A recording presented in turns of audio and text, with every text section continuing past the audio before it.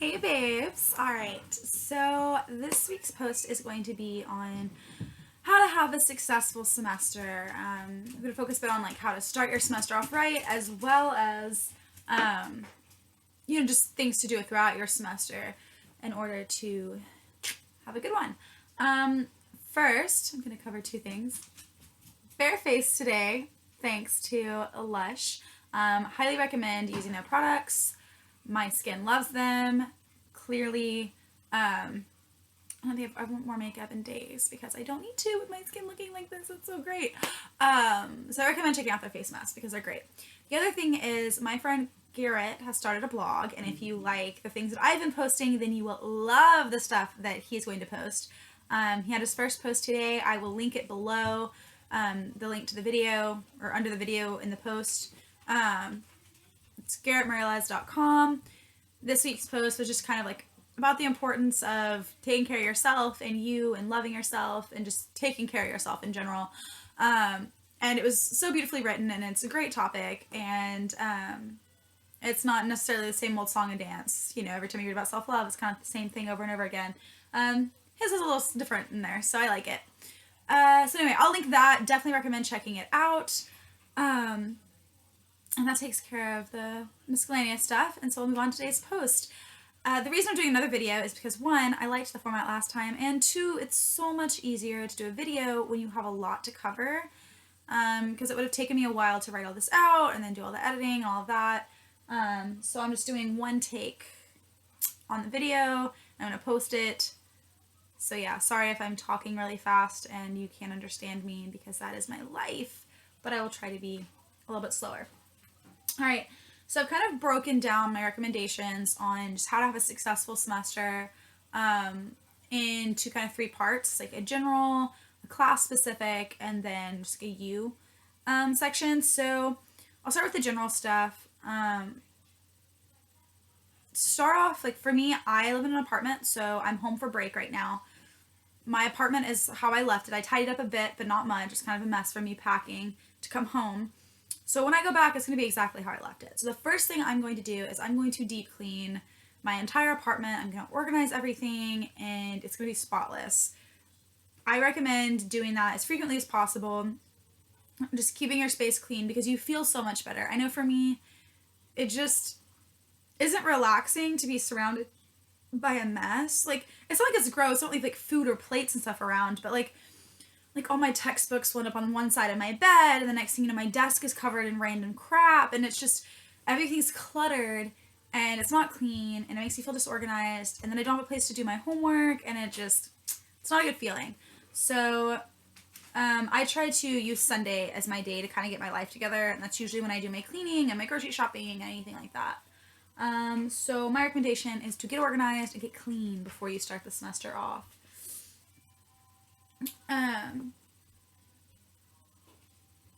On to like class specific stuff.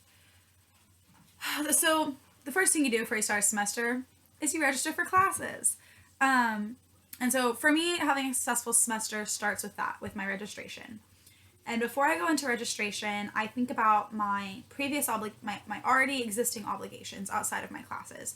And for me, that is that I have to intern for at least 10 hours a week, and that I have mock trial practice, and that's about 12 plus hours a week, depending on the week. And I'm also captain of the B team mock trial, so I know I'm going to have to dedicate some extra time to go before practices, or like just set aside time to plan out practices and stuff.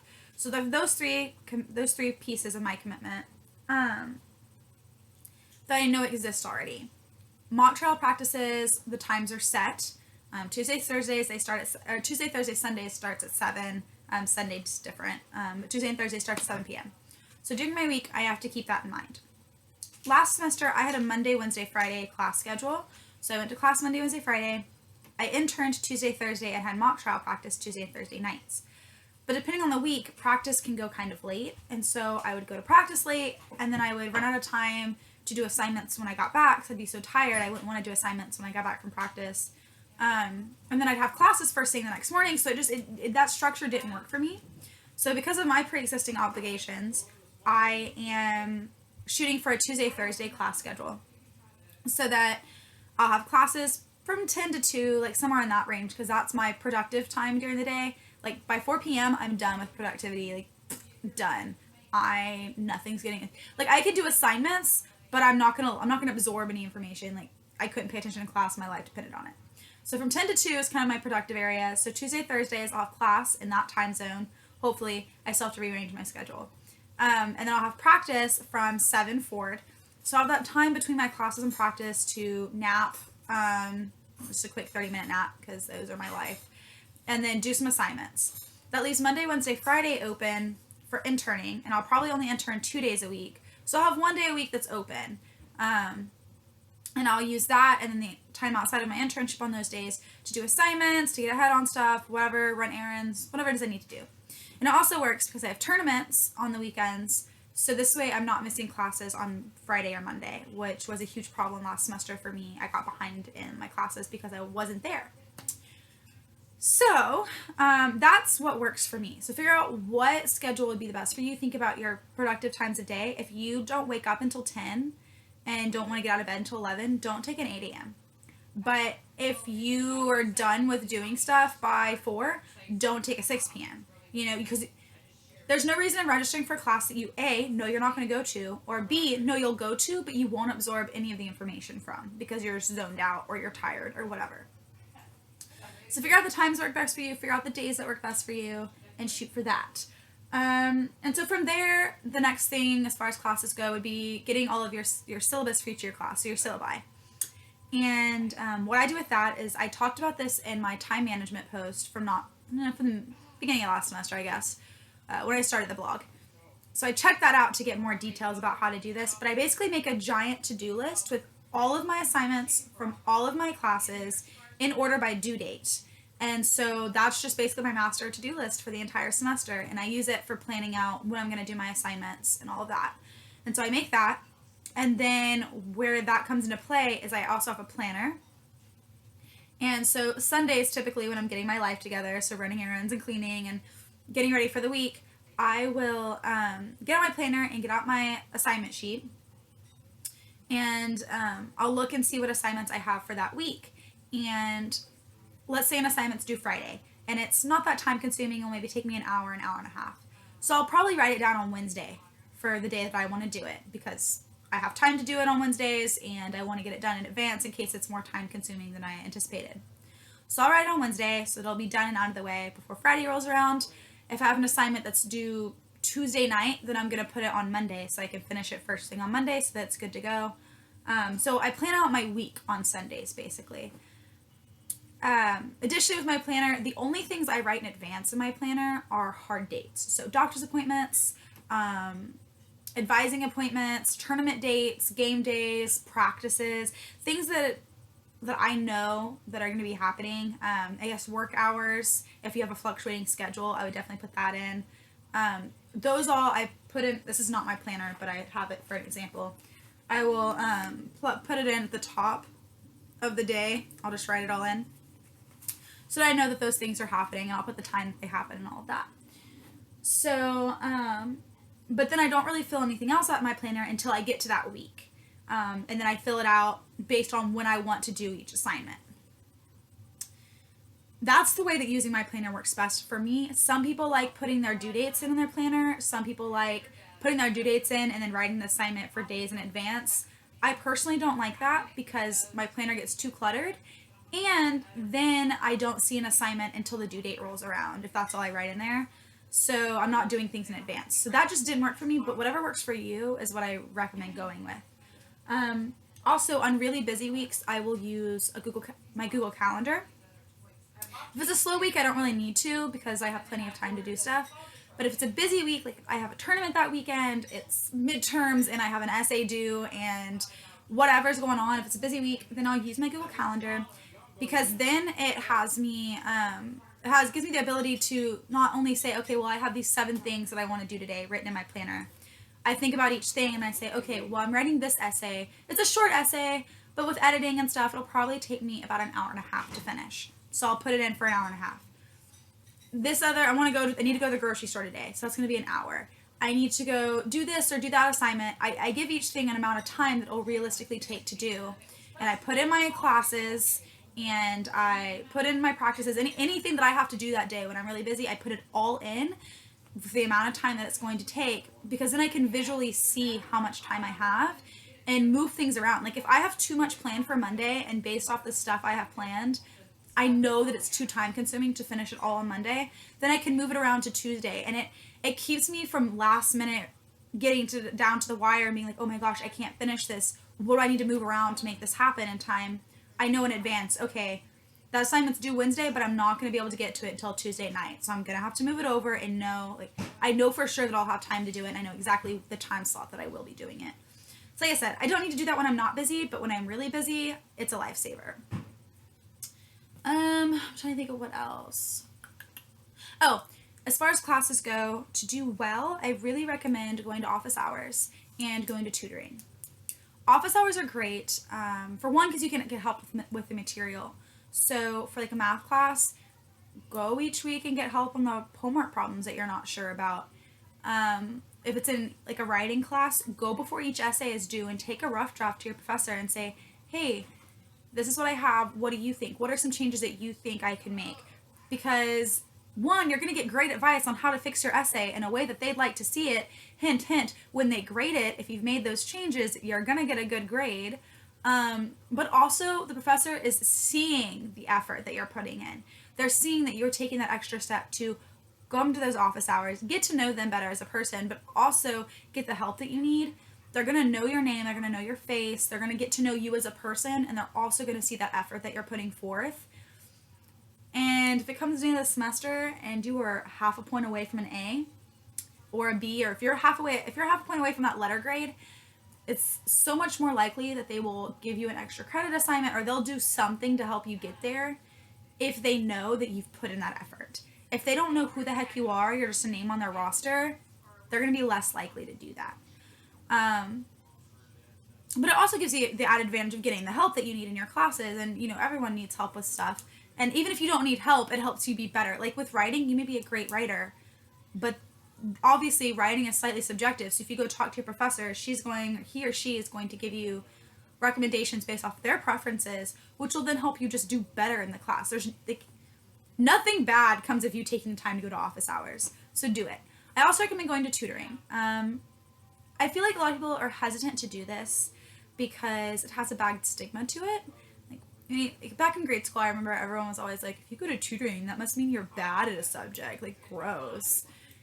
And I've never really believed that, because I know people who were good at subjects and they went to tutoring, and that was the difference between my grade and theirs. Even though we were both good at the subject, they put in the extra work to get even better. And that's how it is in college. Everyone needs help at some point or another. And so I really recommend going to tutoring. For example, you may be a great math student, but you get to that one section that just doesn't make sense to you. Go to tutoring. You're going to get the help you need, and you're going to do better in the class. Don't blow it off. Don't say, oh, I'll just try to figure it out myself. You won't. Or even if you do, you're not going to have as good of a grasp on it as you would had you gone to tutoring. Also, though everyone, I feel like, comes to this at some point or another, you will end up in a class with a professor who the way they explain things and the way they think just does not make sense to you. I've had a professor who explained something super simple to me before, and I was not understanding. My brain was not following what they were trying to say. And so I went to somebody else, and they explained the same simple thing to me, but the way that they explained it and the way that they think made so much sense to me, and I was just sitting there thinking, this was so easy, why didn't I get it before? And it was just because my brain wasn't following the logic of the explanation of the other person. So the different perspective and the added knowledge on the subject is worth going to tutoring. I know a lot of schools give so many hours of free tutoring per student. So take advantage of that. There's no reason to not take advantage of the resources available to you. And if you can't, if the tutoring costs money at your school and you don't want to spend that, then go to office hours, because your professor will help you. So I guess that's it for class specific stuff. Just stay on top of your assignments, stay organized. Oh, plan your study time too. Everyone thinks, oh, I have class time and I have homework time and I'm good. As long as I do my homework and go to class, I'll be fine, and then study right before a test, and that's it. But that's not the case for every class. For example, my math class, that was the case. I went to class, I did the homework, And then when the test would come around, I'd review the homeworks and do the test review, and I'd be good to go for the exam.